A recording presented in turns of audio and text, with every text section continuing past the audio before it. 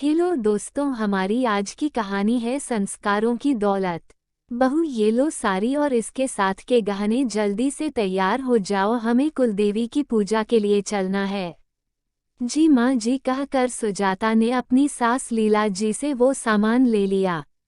लीला जी कमरे से बाहर आई तो उनकी बेटी बोली, माँ ये तो आपकी साड़ी है ना। लीला जी ने उसे चुप रहने का इशारा करते हुए कहा, तो क्या हुआ, इतने सालों से ऐसे ही पड़ी है तो इसे ही दे दी। इसे कौन सा नए पुराने की परख होगी। दिखने में तो वो साड़ी बहुत सुंदर लग रही थी, लेकिन उसमें लगे गोटे और सितारे सुजाता को बहुत चुभ रहे थे। सुजाता उसे पहनकर बहुत असहज महसूस कर रही थी। सुजाता ने दबे स्वर में कहा, मांझी ये साड़ी बहुत भारी है, मुझसे संभल नहीं रही। लीला जी मुंह बनाते हुए झट से बोली, हाँ मुझे तो पहले से ही पता था कि जिसने अपने माँ बाप के घर में कभी इतनी भारी कपड़े गहने देखे ही नहीं, वह कैसे इनको पहन पाएगी। वो तो हमारे खानदान की रीत है ये सब पहनने की, इसलिए देने पड़े। सुजाता हक्की बक्की रह गई, इस बात में उसके माता पिता कैसे आ गए।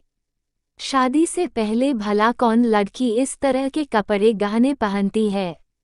नई दुल्हन थी, अभी शादी के 2 दिन ही हुए थे। सारे परिवार के बीच अपने माता पिता के ऊपर की गई टिप्पणियों सुजाता चुपचाप सह गई और पूजा के लिए चल पड़ी। ससुराल में सभी खाने पीने के शौकीन थे, इसलिए रसोई में रोज ही ढेरों व्यंजन बनते थे। सुजाता को घी की खुशबू ज्यादा पसंद नहीं थी, लगातार गरिष्ठ खाना खाने के कारण उसका जी मिचलाने लगा। जब खाने की टेबल से उठकर वॉशरूम में भागी तो भी सास बोले बिना नहीं रही। मायके में तो कभी हमारे घर जैसा खाना खाया नहीं होगा, इसलिए अच्छा खाना हजम नहीं हो रहा। सुजाता के कानों में यह शब्द पड़े तो उसकी आंखें छलक आई। जब गरीब घर की बेटी पसंद नहीं थी तो क्यों ऐसे घर से रिश्ता जोड़ा। इसलिए ताकि हर बात पर उसे और उसके माँ बाबा को जलील कर सके। वो चिल्ला चिल्ला कर सब कुछ कह देना चाहती थी, लेकिन उसके माता पिता का चेहरा उसकी आंखों के आगे आ जाता था, जो कह रहे थे, बिटिया ससुराल का मान बनाए रखना। खून के घूंट पीकर सुजाता चुप रह गई। ससुराल में सारी सुख सुविधाएं थीं, लेकिन घर के काम घर की औरतें ही करती थी। सुजाता के आगे आज कपड़ों का ढेर लगा था। सामने ऑटोमेटिक वॉशिंग मशीन भी रखी थी, लेकिन सुजाता को पता नहीं था कि उसे चलाते कैसे हैं। सुजाता ने अपनी नंद के पास जाकर पूछा, दीदी यह मशीन कैसे चलती है। सुजाता के पूछते ही नंद जोर से हंस पड़ी। लीला जी ने सुना तो वो भी व्यंग्य से मुस्कुराते हुए बोली, बेटा इसे बता दे कि यह मशीन कैसे चलती है। आजकल तो नौकरों को भी पता होता है कि वॉशिंग मशीन कैसे चलती है, लेकिन तेरी भाभी का भी क्या दोष है, बेचारी ने अपने बाप के घर कभी ऐसी मशीन देखी ही नहीं होगी। सुजाता के गालों पर आंसू लटकाए उसने मन ही मन निर्णय किया कि बहुत हो गया। यदि ससुराल का मान रखना बहू की जिम्मेदारी है तो माँ बाबा का मान रखना भी एक बेटी का कर्तव्य है। उसने अपने आंसू पोंछे और बोली, सच कहा आपने माँ जी, मैंने अपने बाबा के घर सच में ये सब नहीं देखा। रोज रोज ये जो आप मेरा अपमान करती है वह भी मैंने बाबा के घर नहीं देखा। मैंने अपनी बाबा के घर यह भेदभाव कभी नहीं देखा जो यहाँ मेरे साथ होता है। वहाँ भले ही रोज रोज पकवान बनते हो, लेकिन जो भी बनता था बहुत हंसी खुशी खाते थे। और सच पूछिए तो वो सादा खाना भी आपकी यहाँ के 56 भोग से अच्छा था, क्योंकि वो मुझे सम्मान और अपनेपन से मिलता था। मैंने अपने बाबा के घर प्यार और संस्कार देखे हैं जो शायद इस घर में मुझे कभी नहीं देख पाएंगे।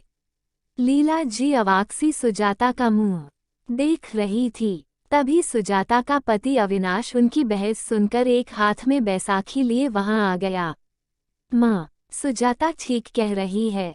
आप इसके मायके की आर्थिक संपन्नता की तुलना खुद से कर रही है, तो मेरी शारीरिक संपन्नता की तुलना भी क्यों नहीं करती। उसके माता पिता ने इसे संस्कारों की दौलत दी है, तभी तो शारीरिक रूप से एक पैर से अपाहिज होने पर भी यह मुझे और आपको पूरा मान सम्मान दे रही है। सुजाता ने आगे बढ़कर अविनाश के मुंह पर हाथ रख दिया। नहीं नहीं, प्लीज आप खुद को मत कोसिए। आपके साथ जो दुर्घटना हुई वो किसी के साथ भी हो सकती है। वैसे भी मैंने आपसे शादी आपका बड़ा दिल और सौम्य स्वभाव देखकर ही की है। लीला जी की आंखें नम हो रही थी। अविनाश सच ही तो बोल रहा था, इतनी दौलत और जायदाद होने पर भी एक पैर में कमी हो जाने के कारण किसी अमीर घराने की लड़की उससे शादी करने को तैयार नहीं थी।